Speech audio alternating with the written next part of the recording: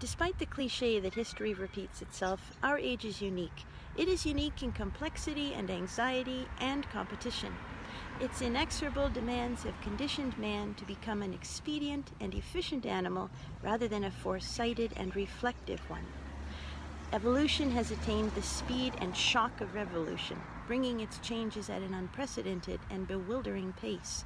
There are gains, there are losses. Everyone is affected, and the artist most of all, I would say, for the artist's environment influences not only his physical state, but also the basic convictions, emotions, and ideals at the core of his work. From 1914 on, the 20th century has been a pretty hectic time. Its new generations, not without justification, became convinced that unconscionable old reactionaries and their obsolete ideals were what had got us into a mess, and that it was up to the young people to clean it up. So an awful lot of things got thrown out and thrown over, and good riddance to most of them. But the day when the whole past became irrelevant was an evil day for art. What pertains to a work of art must pertain to its interpretation, and what pertains to an interpretation pertains to what the interpreter is as man and as artist. He is today, whatever else he may be, the most expendable member of our society. It is a tough world for him. It always has been tough for him in some way or other, but our world is toughest because it holds cultural values and artistic standards as anything but immediately useful and far-reaching. History has always cheerfully seen the artist on the bottom rung of the economic ladder, but formerly it provided him with psychological compensation in the tacit recognition that art is a noble calling, which enables exceptionally endowed men to turn chaos into order and meaningless experience into significance. This is the era of and for those who supply our tangible daily needs, from food to escape, those who make our gadgets and keep them functioning. The heroes of this society are those who get there fastest with the mostest and no questions asked. And today's gauge of the mostest is far less the extent of a man's vision than the length of his car. The artist, and this includes the cream of American talent, lives on his knees, challenged indeed, goaded to die on his feet. Please do not mention the astronomical sums earned by Las Vegas entertainers and television luminaries who sell honored names to vulgarize everything that made these names honorable. I'm now referring to artists, pianists specifically, whose names are no more negotiable than their art, who are not counted among the champs, but who cling to artistic ambitions and standards in the face of heartbreaking odds. It does not aid their morale to read in Jacques Barzun's Music in American Life that their country spends more money for music than the entire rest of the world. What they know, despite such murky and optimistic facts, is that hardly one of them can make a living playing concerts, and it does not aid their sense of pride and usefulness to perceive what any child learns instantly, that what matters greatly in this age of the survival of the slickest is material success. It is a fact we would all like to mitigate, rationalize, or dodge, but make no mistake, in the midst of an economic and scientific boom, we are witnessing a cultural depression. True, man has never before been so knowledgeable, but if knowledge is power, how is it that man has never been so incapacitated to manage or manipulate the world around him?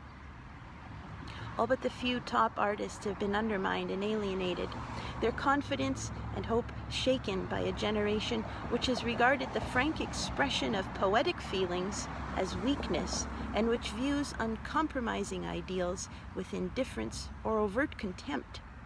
A generation which prides itself on its emancipation from sentiment, and whose solvents have been not in art or philosophy, but in charts and graphs, and it wants to see results in cash or its equivalent.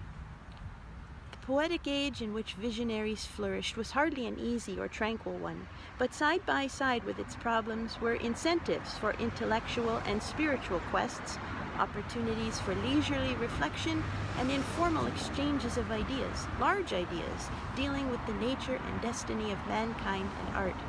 Today's artist is on a treadmill, the same treadmill as the television serviceman who one morning charged $6 for a 6-minute visit, which produced his expert opinion that his client needed a new set. with this difference that the increase in the amounts paid the technician and the butcher and everyone else has no more applied to the concert artist than our higher standards of living has applied proportionately to our cultural climate. The artist, therefore, gets it coming and going. His society's emphasis on figures and facts and its indifference to all but a chosen few who seek abiding values have discouraged him on idealistic levels. The sheer business of keeping financially afloat in this economy has made it impossible for him to live the life a musician should lead, that any intellectual worker must lead. It is self-evident that the public's enthusiasm for music and its principal experiences with it derive primarily from performance of one kind or another. As the creative and interpretative past fades into time, the status of the contemporary artist assumes vital importance. Each threat to it is a threat to the continuing life of music and to our cultural resources. An environment that compels an artist to do less than his best work, or even other work, in order to exist, destroys his spiritual and emotional fiber and menaces his power. It makes him substitute the immediate for the absolute, cynicism for faith. He is not the only loser. We are all in this thing together. We all pay a price. And so does our nation when its artists lose faith, lose the very reasons for faith. Almost every artist of every nation has, at some time and to some degree, suffered in this way. And always it has taken a superior man to overcome a social environment incompatible with cultural ideas. But heretofore his place in the community has been measured and established by what he gave to the world, not what he got from it. His work was spiritually fused with his society. A man can endure many privations when his faith in the far-reaching good and usefulness of his chosen work remains unshaken. But when it is neither rewarded nor prized, he is finally driven to ask himself, what am I doing this for? Why am I killing myself? Should many more of our artists than those who have already surrendered conclude that the most valiant battle is futile, we shall be in a bad way. The currents of our epoch are so chaotic, so conducive to uncertainty of purpose and jumbled cannons, that even some who are successful by every outward standard demonstrate frustrations that are not easy to explain. In the summer of 1956, we found Friedrich Gulda, one of the greatest talents among today's classical pianists, playing an engagement with his own combo at Birdland, one of New York's flashiest jazz clubs. Clearly, this was no case of a concert failure seeking success elsewhere. This young Viennese had made a big noise in the musical world through his remarkable musicianship and striking virtuosity. In the classical world, Gulda is right on top. In the jazz world, he is nowhere near it, and his deliberate excursion into that field provokes conjectures. Perhaps it provides some release from concert tensions, some needed chance to indulge in interpretative expression on a less exacting level. That I can understand. Or perhaps its fascination lies in its improvisational opportunities. Although I wish a pianist like Gulda would seek those opportunities in the works of Bach and Mozart, I can still understand how rewarding that aspect of jazz can be. What is hard to understand is why a fully recognized young master of an infinitely rich milieu is driven to find satisfaction in another environment on a professional basis rather than as a pleasurable avocation. There is only one way that it makes sense to me.